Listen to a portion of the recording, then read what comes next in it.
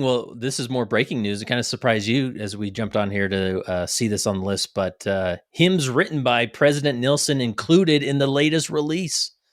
Yeah. So, man, What does this what say? does this guy not do? You know? Looking for a cool, delicious way to beat the summer heat? Try Postma's refreshing cold beverages. Enjoy a creamy Postma frappe made with milk and just the right touch of sweetener for a smooth, energizing treat. Or dive into a rich Postma milkshake, perfect for those sunny days when you want something tasty and satisfying. Postum gives you that delightful caffeine-free boost with every sip. This summer, chill out with Postum. Refreshment you can feel good about.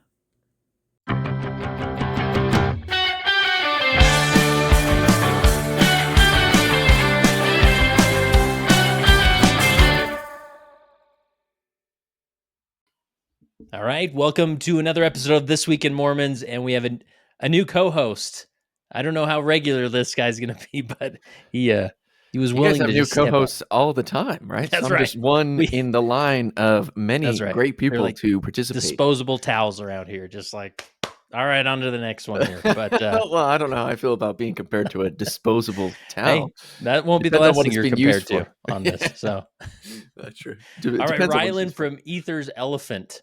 Yeah. And I gotta know, like, how did the brainstorming happen around this name for your YouTube channel? Okay, first off, you got to love the alliteration, and so I had to kind of do something with that, something that you can remember easily, which Bingo. turns out to be working. But Yeah. there's actually a story behind this. So on my mission, I cared a lot about the retention. So I served in a country in Chile where, they have a lot of members who were baptized in the early 90s, late 80s. And, it got so bad that Elder Holland had to go down there and he literally shrunk stakes down into wards. He just Wow. shrunk it because people were being baptized, but they weren't staying. And so part of the initiative in the mission was trying to, at least for me, was to focus on retention. So you were there early, or when were you there? I was there from 2013 to 2015. Okay, and Elder Holland was there early 2000s, right? 2005, I think. Okay, 2005 was there. So yeah, one of the areas in the retention, there was a sister who had been baptized, and we were also trying to teach her family. She had been baptized before I got there, but we were trying to, retain and also maybe convert some of the rest of the family who were also interested. But the mom and the mom's husband and or boyfriend, I can't remember all the details here, got into some anti-literature. And one of the main things she was like is, the Book of Mormon said there's elephants, but there were no elephants in the Americas. There were none. I mean, you typically hear the horses argument, right? But not the elephants argument. Yeah, it was big on the elephant side, and that elephants are only mentioned in the Book of Ether in verses. Yeah. It says the word elephant twice, and there's a lot of interesting thoughts and kind of some scholarship. I'm putting quote fingers up about trying to figure out what that maybe means. If it means elephant, who knows? But right. I love the Book of Ether. It's my favorite book in the Book of Mormon. And so Ether's elephant, it just was like, it fit. The elephant in the room, the alliteration, it was just like, this is the one. This is the one. Nice. Cool. And you got a cool little logo with it, right? An elephant logo. Yes. Yeah. Just exactly. Top it off, right? Yep. Exactly. Yep. That's cool. So how do you describe, what's the premise of your channel? I don't know exactly. No, I'm just kidding. No, there's two different things in there. I have two different statements that I try to follow. And one is to elevate members of the church by helping each other understand, build bridges of understanding. Because one thing I've noticed, I've been a big fan of following people online and learning from them. And I've noticed that there's just so much diversity of thought within the church. And so I want people to understand one another better. Some people think in a literal spiritual birth, where others think we're co-eternal with God and that intelligence is synonymous with just spirit, right? And there's all a bunch of different schools of thought. Some people will have different cultural things they bring to the table, but we're all Latter-day Saints. And so that's point number one. Point number two is to kind of just criticize some of the criticisms of the church. There's some very silly arguments that are made kind of against the church, and it's annoying. I am a scientist for my job. I don't know what else to say. I'm a scientist, so I kind of think like a PhD scientist, right? Yeah. That's cool. So I kind of think in that lens, and sometimes you hear people saying that, like, I don't know, DNA proves the Book of Mormon false, and just like, okay, come on. Like, Yeah. sure, it like might be something that's not easy to deal with potentially, but like to say that it proves the Book of Mormon false, it's just absurd to me. Yeah. So there's things like that that I try and attack. There's different critics who do supposed research on the church, and it's actually pretty bad research, and so I felt like I want to criticize it, also stand up for those who are defending the church in a good way, and most of all, just it's just fun. Just Yeah. at the end of the day, that's what it is. It's just Yeah. fun for me. And so what kind of scientist are you? How do you explain that? So I would be categorized as an applied scientist. So I have my PhD in biomedical informatics, which is a pretty big field, but basically what it means is like the integration of technology and medicine. And for me, that means my specific area of focus was using data science to study healthy behaviors and how people can stick to healthy behaviors long term. So I study Wow. that using quantitative methods. That's where the data science parts comes in. So it's a lot of data technology, kind of computer sciencey, but in the medical area. That's what Yeah. I'm into. So So not you're a like data guy, right? I am a data guy. Yeah, yeah. Not like Nice. directly related to the church, but I Yeah. definitely have that like science training, I would say. But you don't wince when you see a spreadsheet, that's for sure, right? Well, I mean, depends on what we're using here. If people Okay, are, all right. using Excel to pretend like they're data scientists at this point, I kind of roll my eyes. But Wait, is there something else? I had no idea.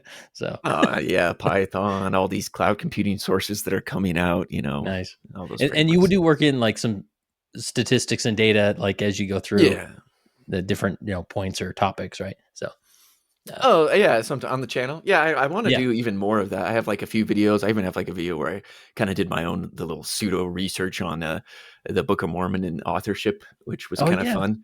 Yeah, didn't But you use like AI to you like converse with AI to until it admitted that the Book of Mormon is probably true or factual or I did something or do that. That's historical? a different Oh, one. that's a This different. other Okay. one, I did like kind of a more novel research approach. So what I did is I actually read for Come Follow Me 2 years ago, whenever we did the Book of Mormon last.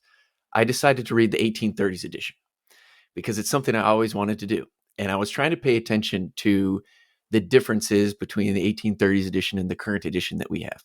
Mhm. And as I was doing so, I started to pick up on what I thought could potentially be some patterns in the edits.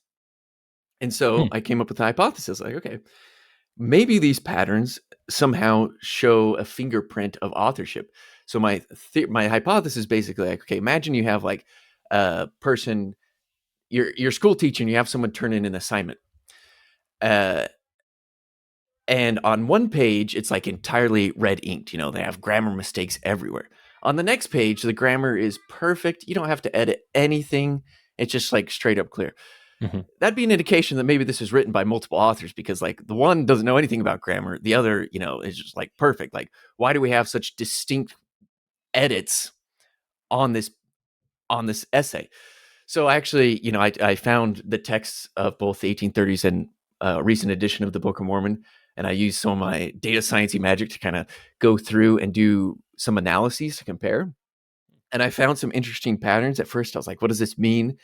And I still don't know exactly what it means. And I think I'm not like publishing this necessarily. This is more like for the sake of a video.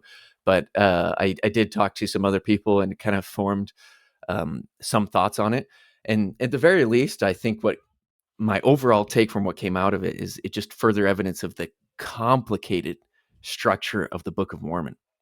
And to me, it is some evidence, not like the best evidence in the world, but like some evidence that this was indeed a multi-author publication. And then I also talk about why kind of the idea of it, being translated actually fits the best with the results of the analysis that I had. So Wow. it's pretty fun. But I would say it definitely maybe creates a little more doubt in the hypothesis that it was a farm boy from upstate New York that just sort of rattled this story out, right? Yeah, and the way that the data actually comes out, it kind of because some people think that like maybe multiple people from the 1800s wrote it, and it also kind of creates some doubt in there too because of the way in which the patterns emerge. I thought it would be like more distinct based off of the books, but it kind of crosses over into some books. So it's like if they were trying to pull this off, then they would have to be like overlapping on which parts they were writing and trying to like intertwine. And then since then, I've kind of learned more about like the history behind the editing process. Like Joseph Smith himself did some edits to the book while he was still alive, and the way in which he approached that, you kind of see maybe some of that could explain some of the findings that I had with what he was trying to do. But I think overall, it was interesting, and that's just one example of some of the things I do on the channel. Love it, and even I love the episode he did about the for young men only pamphlet and general conference talk, right? Yeah, see, that's one of those things where I feel like people give like a bad rap to, well, let's just defend President Packer here. I've seen that's right. Even recent documentary series that I've seen kind of like just try to lay some mud on President Packer. I won't name said series. And I'm just like, dude, President Packer, he's a good guy. He was a good guy. It's sad he's no longer with us. And like, I think people are just taking things almost like on purpose to be offended by them. And I think the young men only, I totally get why the church no longer publishes it on the website, because I think the biggest reason is just because there's so many people who like chose to be offended by it. And it's like, okay, if we want this message out there, we have it in other places. We don't have to have it in this pamphlet. But like the message itself isn't meant to be like that at all. In fact, I had Skylar Sorensen, who is another kind of in the podcast space involved with that video. And I was glad to see that he had the same types of reactions that I did, him coming from more of an LGBTQ perspective, because that's what he focuses on in his channel. Very faithful approach to a lot of those more difficult topics. So, yeah. And I think you're like me where, you mentioned you keep tabs on different content creators, what they're putting out, whether they're a podcast or YouTube channel or all the above. Right. And it is interesting. And I'm the type that there's some that I love listening to because maybe I agree more with them. And then there's others I love listening to because I'm just so fascinated with how they think and come up with these thoughts and conclusions, when I'm like, I totally disagree on like so much of what you say, but I'm also so intrigued by it. Right. And it seems like you kind of keep your tabs on those channels all across that spectrum.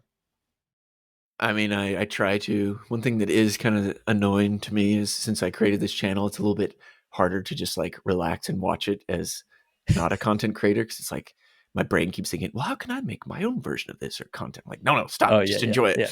Yeah. So I have a few that like I really enjoy, and I go through ebbs and flows of like being back in that listener mindset versus like wanting to create content. But I get to collaborate with a lot of people. Yeah. In fact, that's one of the greatest joys I have of making content is I get to talk to and collaborate with all sorts of creators in the space. And so I guess, if you do check out the channel, whoever you are listening, that's one thing you'll find. You might find people that you recognize that I've collaborated with, that it's like, oh yeah, that's fun. Yeah.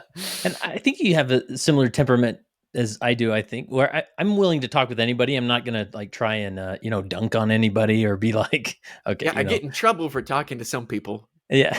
Right. Yeah. And on all sides, I talk to some people like, oh, you shouldn't have talked to this person. And then I talk to someone else from the other side. How dare you talk to this person? Like, come on, relax. Yeah. Yeah. And even though we show up at church, the same, and worship in the same buildings or things. And that's, I don't know, this is one thing that I've talked on my other podcast, Leading Saints, and but like this concept of like, because a lot of these conversations are people you talk to, they're maybe put in a political box, right? Like, oh, he's more progressive, or he's more, some may say he's more MAGA, or he's more conservative, and you shouldn't. They're kind of some may say they're at the extremes, and I guess I am a little worried about our faith community as Latter-day Saints, because I feel like there's this clear message, oftentimes directly said by President Oaks and others, of like, we don't talk about politics, right? But politics is becoming such this like toxic part of our general culture, as in the United States specifically, that it's like we go to church, we don't talk about it, and we just like each other because we don't talk about it, I guess, or pretend like we like each other, and then go home and you see various people in your ward like dunking on people on Facebook, or like, and this is why the liberals are crazy, and this is why More so on Twitter than any place, or Oh yeah, X these days. exactly. It's an ugly place, I And think. I'm just like, I don't know. What do you think? Like, do you feel like we have to be able to get to a place where we can begin to talk about these differences and not to like change any minds, but just be like, okay, you think that way, I think this way, and that's okay. Well, I don't know if I would characterize it as we're not supposed to talk about politics. It's more of, I think, in the realm of like trying to understand one another, meaning we need to give grace to the fact that, political parties always require some kind of compromise. That's why they are a political party, because you're Hmm. compromising with a group of people. And so there's certain things, well, let's talk about specifics, right? Abortion, Hmm. neither but really neither political party completely lines up with exactly what the church teaches. And I don't even know if it's possible necessarily to like how like it's not always possible, I think, to put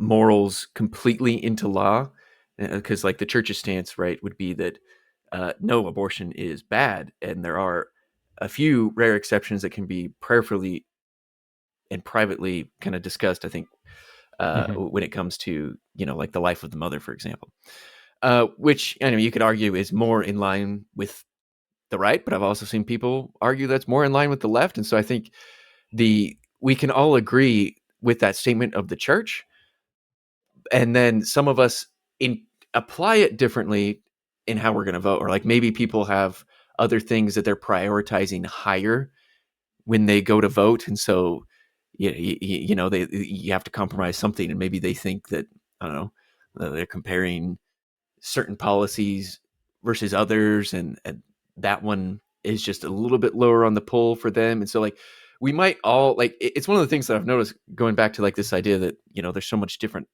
kind of thought within the Latter-day Saints, is because you know we all have similar beliefs, right, about God, Jesus Christ, the restoration, the Book of Mormon. But then applying those beliefs is where we kind of have to withhold a little bit of judgment. And I think that's where politics kind of comes in. Unfortunately, a lot of it is becoming more and more about social morals. Yeah.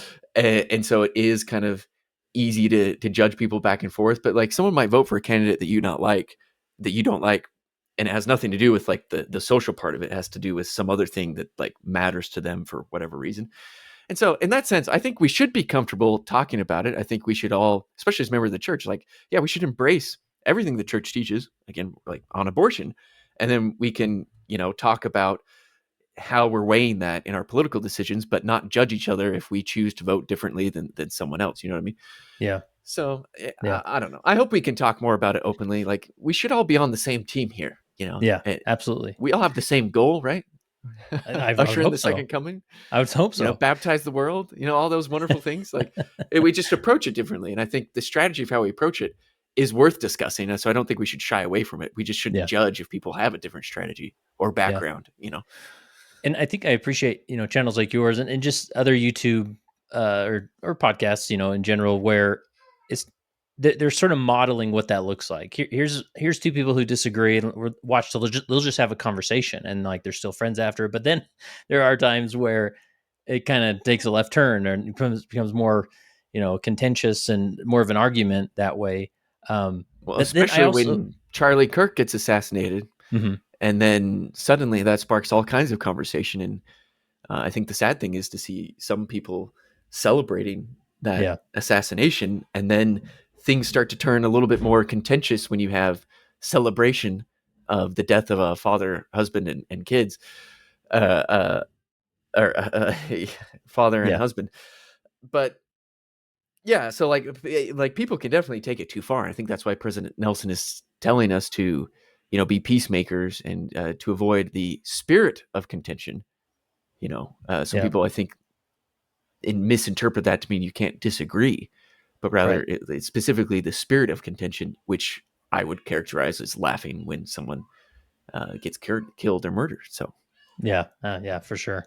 And yeah, this is something I've sort of waded through, trying to stay off social media the last week, but it's not so much like I think there are those people who, you know, um disgustingly sort of celebrated that, but maybe that's more of an extreme thing. But then there's like this middle ground where somebody says something, you're like, what? Like, I don't think I know what you're saying. Like, that's a little bit inappropriate. Or the individuals, I don't know how else to say it, but like they're like, oh yeah, of course nobody should be shot, but still, let's still remember this guy who was assassinated. He was kind of a bad guy. And like, wait a minute, like, can we?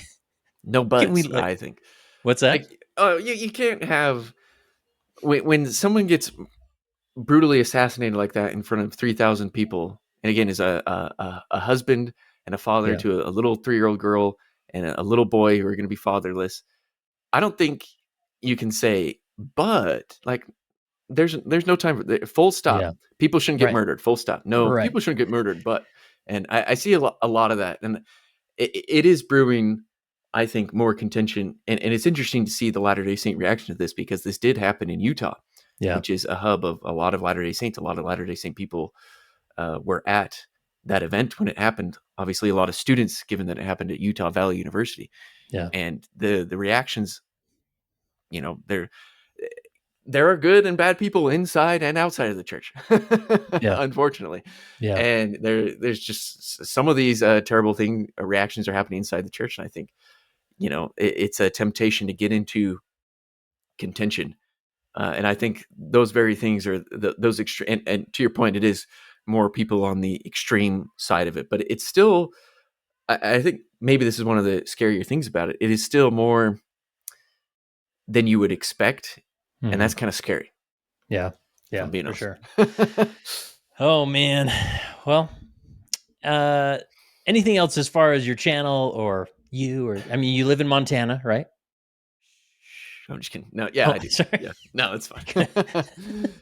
I recently moved though. And it's a big state, so you're not going to find me. Okay. I'm just kidding. I'm hiding in Montana. I'm just kidding. No, I'm not. Are you originally from there, or? No, my wife is from here, and cool. So that's why we're up here. So, where'd you guys meet? We met at Brigham Young University. Oh wow! Imagine that. I hear that works out sometimes. So, very good. Indeed, yeah. So, what's your relationship with Latter-day Saint News? Do you kind of keep your tabs on it? It's more just like what the algorithm feeds you, or?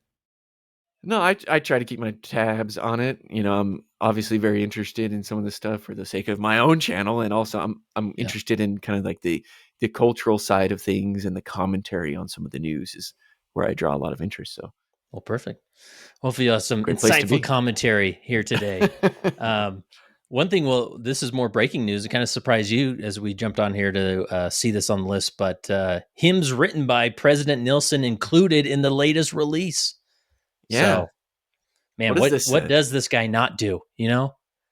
Or is it just bias because whoever's going through was like, oh, we have to include President Nelson? Like we can't not include the current prophet. I'm just saying, like maybe it's a terrible hymn, but they're like, we have to include it. Like what would you? It's not nepotism because it's not like a relationship here, but like what's the word for it? You can't. No, I'm just kidding. Yeah, you can't say no to that guy, right? You can't say no to him. It's a power. No, I'm just kidding. I'm just envisioning like the hymns committee meeting, and like President Nelson pops in, like, hey, with a little 3x5 card. I wrote a little ditty here, like check that out. Here's a tithing voucher if you let me. Anyways, but this is newly released. There were 12 hymns that were released today, 12 new ones. One of them including this one called Our Prayer to Thee, that with lyrics penned by church president Russell M. Nelson. No, I actually think it's really positive that we have the prophet of the church penning hymns. Yeah. That's awesome. That's right. President Hinckley has one in there that's just like every time you see it, you're like, I wonder if they'll keep President Hinckley's in there. Oh, they better. I'm like, I need to start a petition if they get rid of some of these. Yeah. And then I think that's great. What about Bruce R. McConkie? I Believe in Christ, right? Did he write that? Right? He did. Yeah. That was like his final talk. Great hymn. Yeah. Needs to be kept in there as well. We got to make a long list. one, but it's worth every word. Verse. That's right. So this hymn that President Nelson wrote, it was first published in 2003 and later performed at General Conference. So it's been performed at General Conference twice, I believe in 2018 and 2021 or something like that. No, I'm all for it. It's basically, a lot of times we consider hymns to be scripture. The Song of the Righteous is a prayer unto me, as it says in Doctrine and Covenants 25. Yeah. And so this is almost like, in a way, new scripture that we're receiving from President Nelson. I like that. I'm sure that they're like the Quorum of the 12 First Presidency have some hand in approving a lot of these because they don't want like false doctrines to creep into the Sure. hymn book, Yeah. And when doctrine's involved, they got to have their hands in it. And so this is, in a way, new scripture, and that makes me really excited. I love that. That's a great way to frame it. And even it should be like a requirement, like if you're a prophet, you gotta write a hymn. So when President Oaks is behind the scenes just sweating, like, just kidding. I'm an attorney, I don't know how to do this. Yeah. It'll be very legalistic sounding, his hymn. Yeah, exactly. It won't be played, the piano will be played with the mallet. That's right. A good marching song. Yeah. Something about judging in there. Nice. And we got a few new Christmas hymns in this one. One that you may have heard before that I'm kind of excited about. It's called "Go Tell It on a Mountain." Are you familiar? It sounds familiar. Go tell it on a mountain. No? That sounds familiar. Hopefully last time I sing on Twim, but yeah, no. And then there's one. Yeah, thanks. And what's the other one? It's called "Little Baby in a Manger." How'd you know that was a Christmas one? Yep, "Little Baby in a Manger," and maybe some of these others are. I was rocking out to these in my office working today, and nice. "Stand by Me" is another solid one. Not "Lean on Me." Okay, not lean. That one hasn't made the cut yet, but one that's catching my eye here is Joseph prayed in faith. I almost read that wrong. Joseph prayed in faith. The reason I love these hymns that are very unique to the Restoration. Yes. Like I love the Christian hymns too, and I don't want us to get rid of many of them either. The traditional like "How Great Thou Art" type of hymns. Those are great. But like the ones that are very special are these, Joe Smith's First Prayer. I will shout out, I gotta say it, my favorite hymn that has to be included in the new hymns when they eventually retire some of these old ones. Yes. Hymn number 13. If you don't know what it is, look it up right now. If you're the music person in your ward, sing it this Sunday. It's An Angel from on High. One of the only hymns that is just this love letter to the Book of Mormon. A great restoration hymn written by Parley P. Pratt. Really? Amazing hymn. And we don't sing it enough. Yeah. And if they take it out, that may. If they take it out, there will be riots in the street. No, I'm just kidding. I am telling you now. I'm just kidding. A prophecy. All right. Here's one. I loaded up here the machine. Let's see if it plays. So this is Joseph prayed in faith. Oh, this is Joseph prayed in faith. Okay. Yes. So I think it's more of a primary. Is this a primary one? Because I think they're intermixing them. Sounds good to me. Anyways, I don't know if I have fair use on that, but it's in the news, so here we go. Yeah, you got within the time frame where it's still fair use, I think. That's right. I don't know. That's right. We'll find out. New hymns dropped. Go sing them. How does your ward have they integrated these a lot, the new hymns? Yeah, we have one of those black folders along with our hymn book, and then we're usually singing probably on average one a week. Really? Yeah. My ward hasn't been as consistent there, and I don't know. I feel like we're being resistant to it, but anyways. Having just moved, I'm not exactly sure, but I noticed like 2 weeks ago, I think we did 2 from the little book. Oh, nice. And this last week we did none, so that's why I'm saying averaging out. Well, they better get moving because there's 12 more coming. I know, we can't even keep up. The librarian will be busy photocopying stuff in the black folder. So blessings on the piano players and organ players who are like, oh, we're doing a new hymn that literally came out. That's right. You're talented people, talented brothers and sisters. And it's a dying breed, those organists, unfortunately. So yeah. All right, tell me this, Rylan. What's your go-to MTC story? Oh man, I know some people like to compare it to prison. I think that's unfair because I really liked the MTC. Yeah. When I was gonna be serving a mission, I wanted 2 things. I wanted to go to the Provo MTC, and I wanted to go to a foreign country far away and learn another language. Right. All right. So you went to Chile, right? I got both of those. Yes. Oh, cool. In fact, while I was in Chile, they started sending some missionaries to the Chilean MTC because Provo got so full. Wow. And so it's nice to see new updates and expansions to the Provo MTC. My Yes. wife didn't go to the Provo MTC. She serves her mission as well, but she worked in the Provo MTC while we were at BYU and did a lot of fun custodial work. Oh, nice. And they built some of the new buildings and whatnot. So did I you love the ever Provo do one MTC. of those where what did you call what was it where you practice teaching investigator? Oh yeah, what is that called? There's a few of those. I You literally forget. have people come in who volunteer, who are just like members that just want to get taught Right. something. Did you ever do that? And Like after your mission, go volunteer? no, I never did. I know some people whose job it was, because the teachers are the ones who pretend to be an investigator. Uh-huh. And one of my buddies at BYU, he worked that for a long time.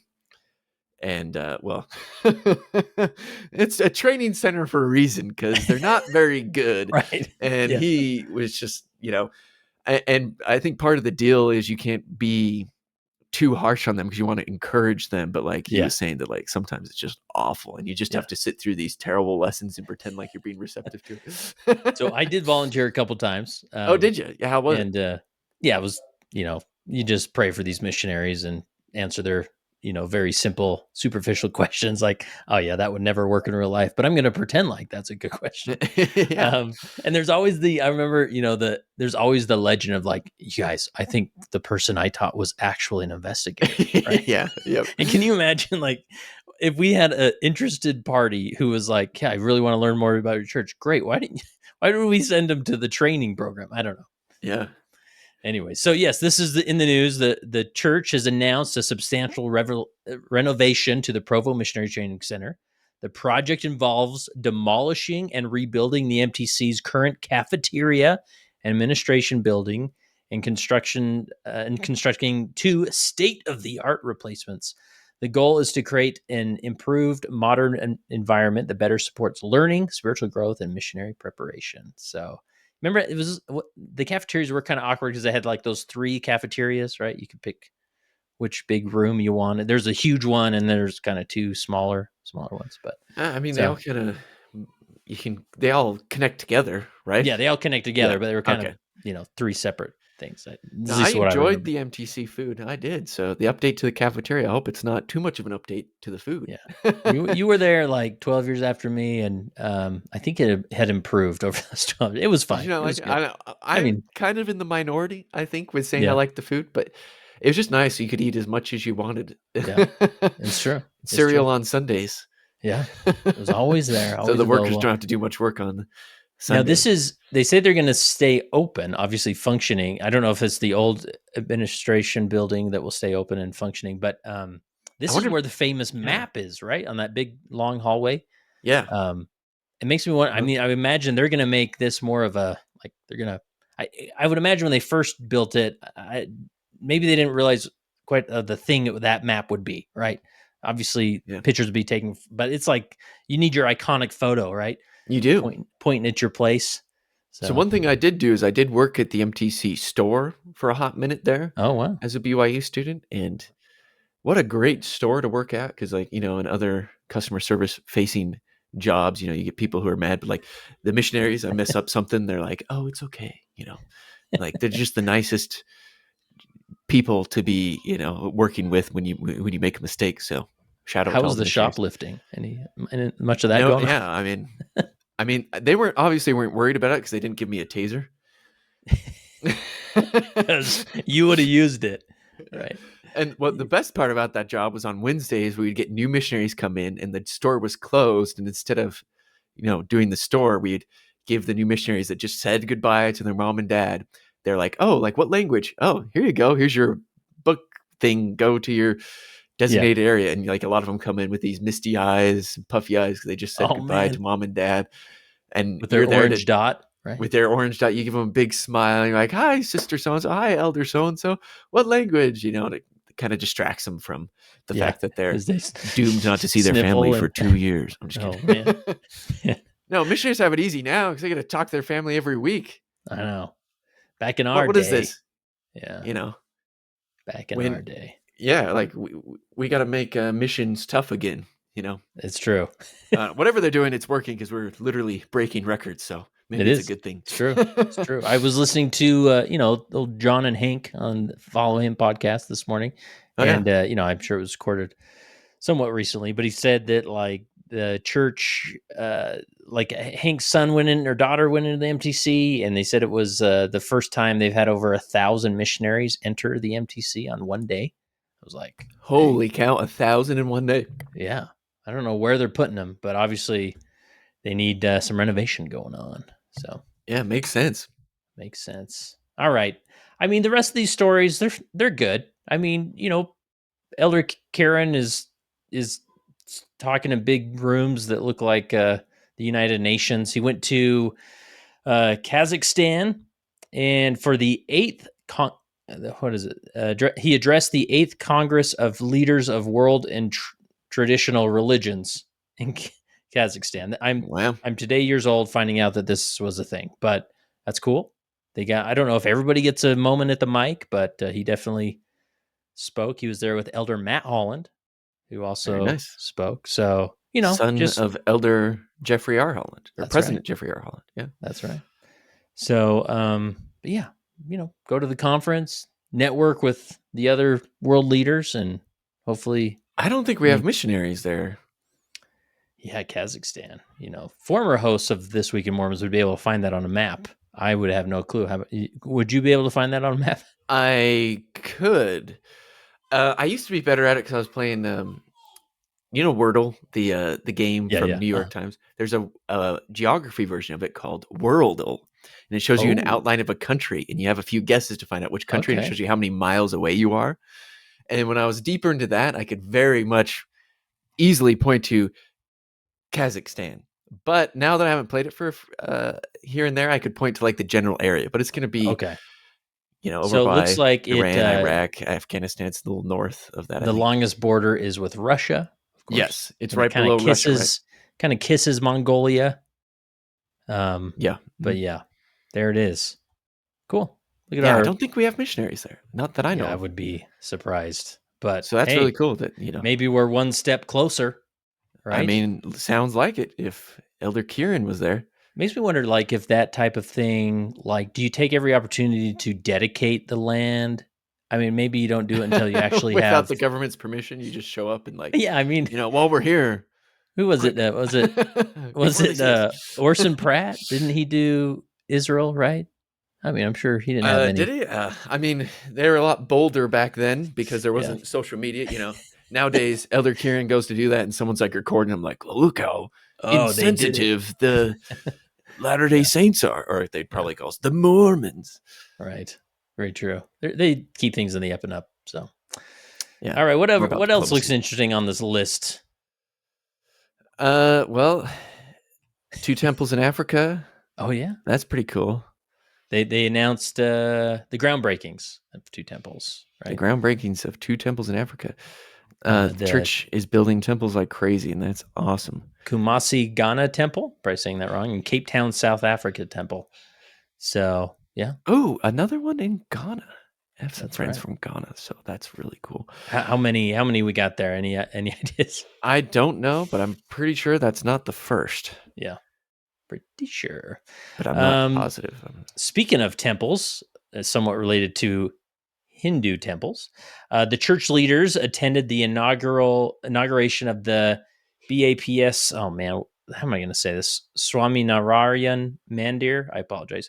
Utah's first major Hindu temple, which occupies a former Latter-day Saint meeting house in Kearns, kind of near my stomping grounds in West Valley.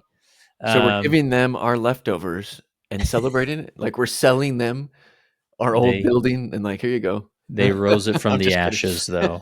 No, I actually really like that. Like one of my favorite temples is the Provo City Center, which literally came from the ashes of. That's right, literally the old. So no, I'm just trying. I'm trying to see if there's. That's really cool. If there's a picture here, that's a good, a great opportunity to kind of build some of those inner cultural faith. Yeah, especially in bridges. Kearns, where I'm in American Fork, Utah, like I have to drive 15 minutes to my chapel, which in Utah County, that should be against church rules, but it is what it is. Where in Kearns and West Valley, they're like, all right, we got way too many buildings out here. So here's the question. Did we sell it to them or did we give it to them? I I don't know if I mentioned this. Now, I this mean, I is guess wild. there had to be some kind of cell, I would You think. go through these pictures. This is interesting. They did not renovate it dramatically inside. Like this looks like my teenage steak center inside, but obviously there's things hanging on the walls and images that make it differently. So that's kind of wild. It's kind of cool. It kind of has the look and feel of an Elias Chapel still, but it's a Hindu temple. Look at that. That's really cool. So That is really cool. there it is. What else we got here?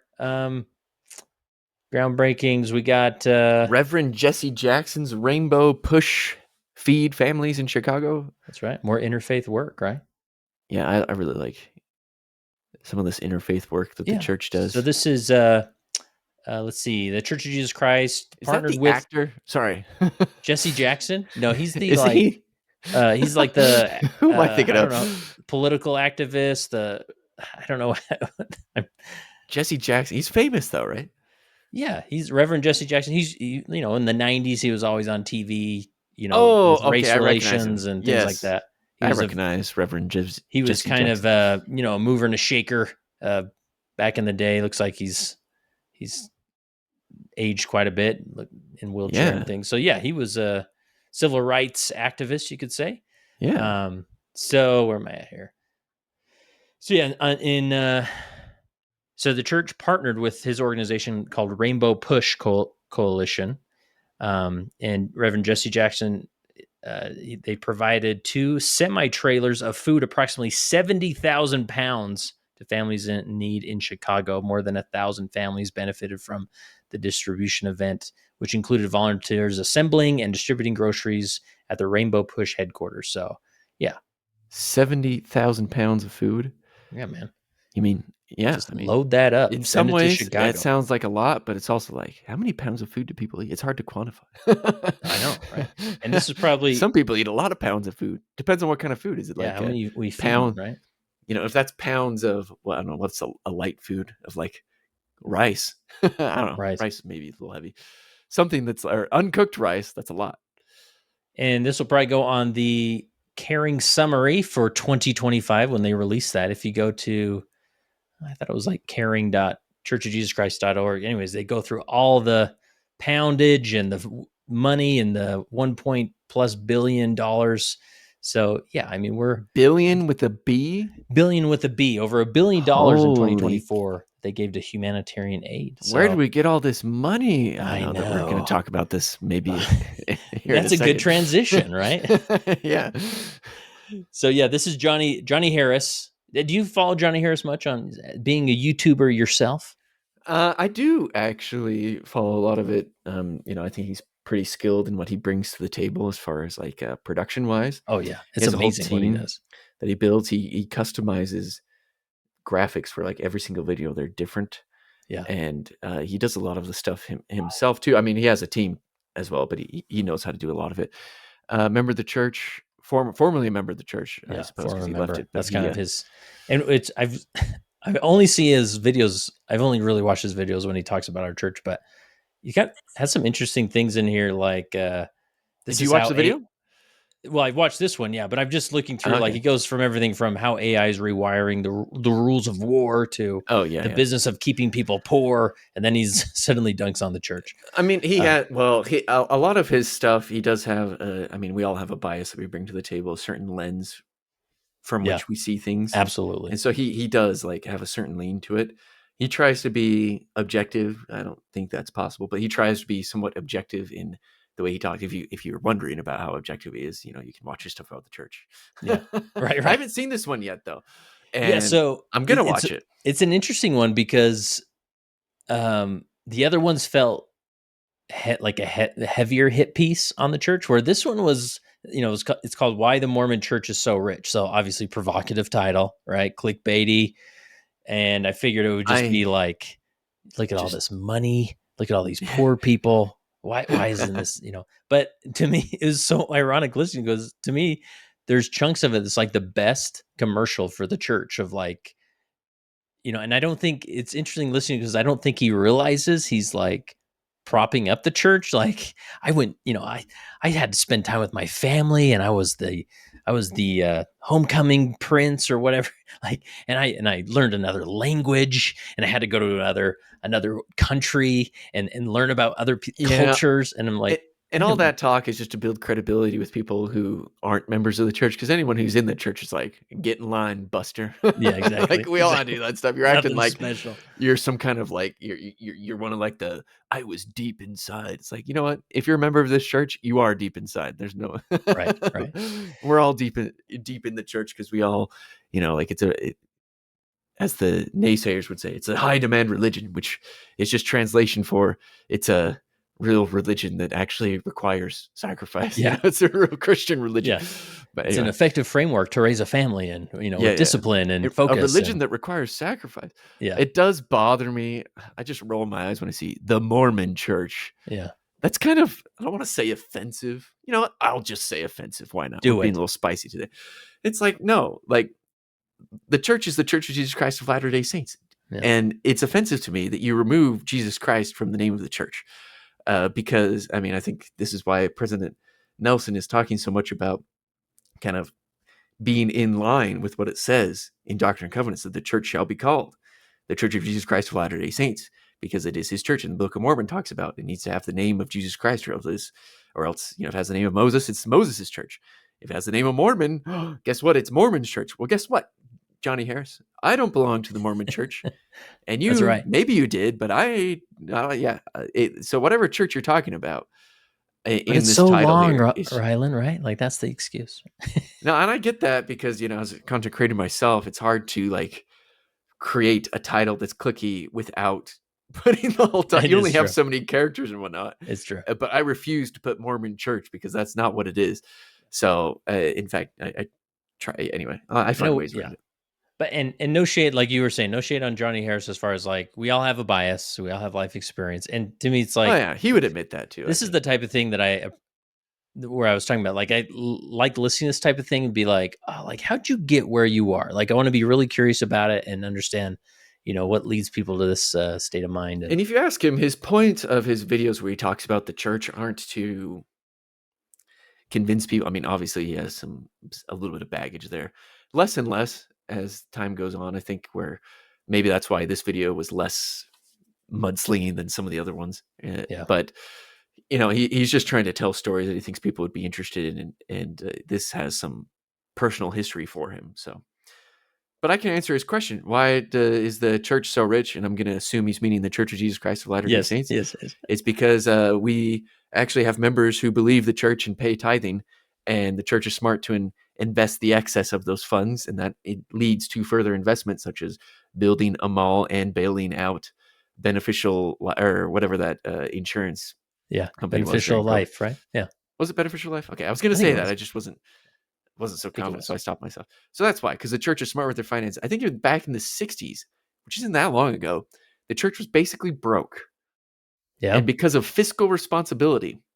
That's the thing that's so silly to me. And like Eldon Tanner was the man. Yeah. Some people freak out about like, how dare the church have this much money? It's like, why?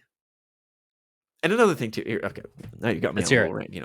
Some people, one of the most audacious things that some people want to bring up is like, oh, if the church has so much money, like we could use that to help the poor, or like we need to take away its 501c3 status so it can pay taxes. I'm like, no, please listen.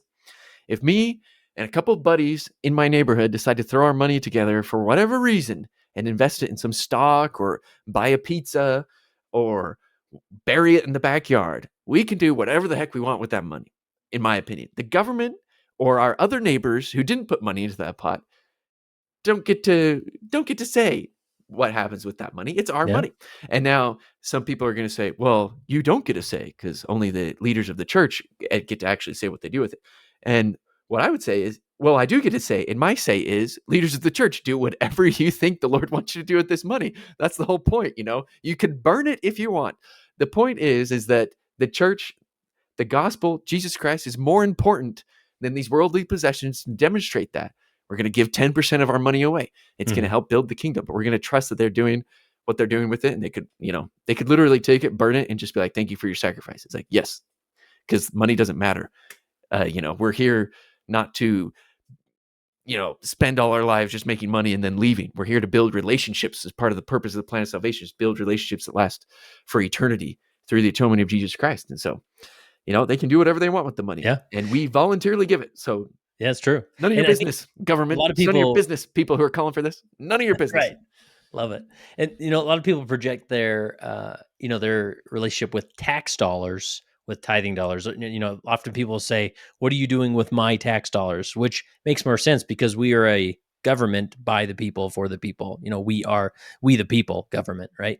Where when we give to the church institution, it's like no longer your money, right? And we're doing And it yet out the of church command. does so much better with the money than Absolutely. Yeah. any government does. I mean, governments get in debt.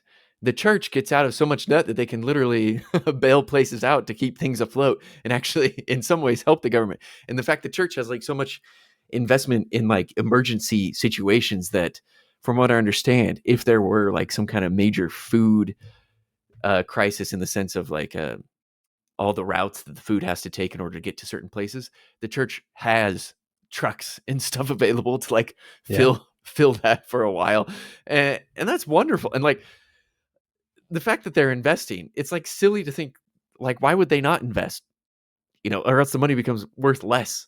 Yeah. And you can't spend all the money if you're going to help the most amount of people.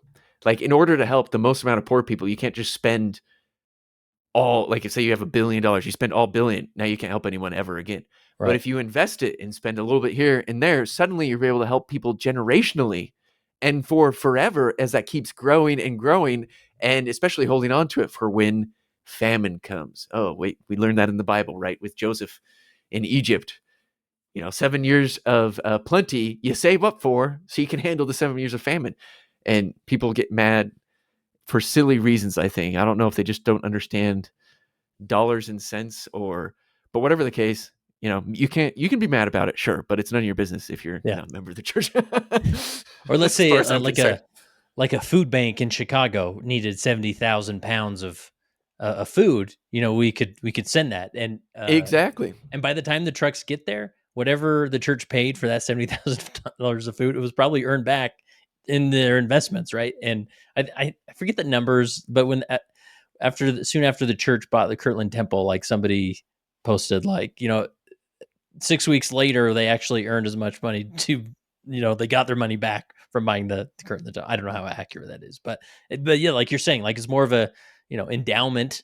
Imagine that, where it's constantly generating money that we can continue to help. Somehow people aren't mad about Harvard University that has a much higher, bigger endowment, especially per person than the church does. Like no one's like demanding that Harvard use their endowment to. Have you done a video on that? That's good.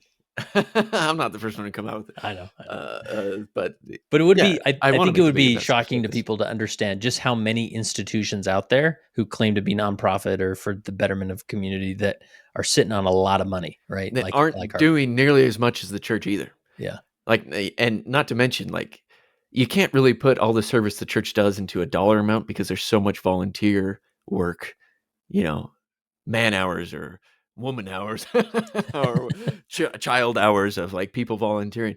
There's volunteers every single Sunday. Every week there's volunteers locally. Like you can't add all that up. It's one of the great things about being a member. You get to serve people in your local community, and you don't really get an award or any news story about it, and all that doesn't go noticed at all. People only look at like the dollar bill or like the official tragedies of like, but like there's so much service in the church that I just don't see other places doing it like the church does. Even the service of cleaning your own building, right? Absolutely. You show up different when you've been the guy with the Windex on the window and cleaning the drinking fountain, and you appreciate it more. That's right. For sure. Yeah. You do. It's a great thing to take care of the kingdom, the buildings of the kingdom. Speaking of church money, the Church of Jesus Christ of Latter-day Saints has purchased 14-acre property in Aiea, Hawaii. Hopefully I said that right. Do you know how much 14 acres costs in Hawaii these days? $60 million. So that's a lot, but 14 acres is a big chunk of land for Hawaii, I suppose, because Hawaii is pretty small. This site once home to the Kamehameha Drive-In. I apologize for You not sound like pronouncing that Dragon very Ball well. Z. That's right. And the Cam Swap Meet was previously slated for a large mixed-use development. The acquisition purpose has not yet been officially detailed by the church, but it continues the pattern of strategic property investment made yeah. by the church to support its Of growth course. and long-term mission needs. So, yeah. Dude, the church is being so wise with purchasing land, purchasing resources. It's great. It's great to see the kingdom And like continue to grow. Jesus, who takes our swap meet heart and turns us into a temple. That's what. Anyways, I want to make a metaphor, but yeah. right. Well, what are we missing, Rylan? Any other story? I think we kind of got the gist of it. There was an Indigenous Latter-day Saint group that discussed peace. This is the what's the name? It is the the Gathering of Tribes nonprofit. I believe they have a podcast. Ooh. My buddy Richie over at the Cultural Halls interviewed them, I believe. A call for healing. That's right. So nice. Yeah, the old groups getting together and we need some healing, and I think that covers it. So Rylan, really cool. This has been awesome. Thanks for joining me, and thanks for having me. You're officially in the This Week in Mormons family, and sorry we call it Mormons. Oh, now that I know that, a cultural thing. I demand that you remove. I'm just kidding. No, see, that's the thing. We can all kind of hit me just now with your diatribe about the name Mormon, and we're like, oh yeah, that's our name. Anyways, that's the thing. The lesson we're learning. Everyone should be learning right now. It's okay to agree to disagree. You know what? I disagree with the name, but I'm still happy to be a part of this and talk about things. and for the listeners out there, we kept the This Week in Mormons as more of a, because we're talking more culturally about, like Mormon history and the Mormon Battalion, and this is news related to Mormons. So anyways. Sure, yeah. Whatever allows you to sleep. Whatever. I'm just kidding. I'm just giving you a hard time. That's probably true. But so where do you want to send people? They want to check out all your cool videos. I mean, I'm just on YouTube. I do have a Twitter account, but I don't really do much there, so you just have to go to YouTube. But it's fun. It's free. You don't need an account. If you do, if there was one video people should start with, what would you say? Oh man, I don't know. Just let the algorithm decide. Okay. As a data scientist, I think algorithms do a pretty good job at recommending the right videos. So just go up to the homepage, and I think one of the first things is like videos for you or go to my page, and it will. I think there's a tab that shows like that, or just start with the most recent. I don't know. When in just doubt, whatever looks interesting, just scroll through, and you're like, wow, that looks interesting. Click on it. I just released one about Andrew Huberman. It's called Andrew Huberman Drops a God-Sized Truth Bomb on Science. I listen to him a lot. He's a scientist. I don't know if you know him, a neuroscientist. Yeah, I do. And people need to check that one out. It's he's a Stanford guy, right? Yeah, Stanford University. He believes in God, and it's a fun little breakdown I made of some of the conversations he recently had about God and science, and why being religious gives you more benefit than just being in a social club. And some of the science literature they talk about, and I discuss some of my own thoughts as a scientist as well. So it's a short 10-minute video. Feel free to check that one out. Love it. All right, guys, we want to hear you in the comment section. We gave you a lot of fodder here to come at us since anyways, for obvious reasons, we want to hear it. So go to the comment section and be nice. All right. So thanks again, Rylan. So all right. Thank you. Hopefully we'll have you back here if you want. Maybe when we change your name. I don't know. We'll see. Yeah, no, sure thing. It's fun.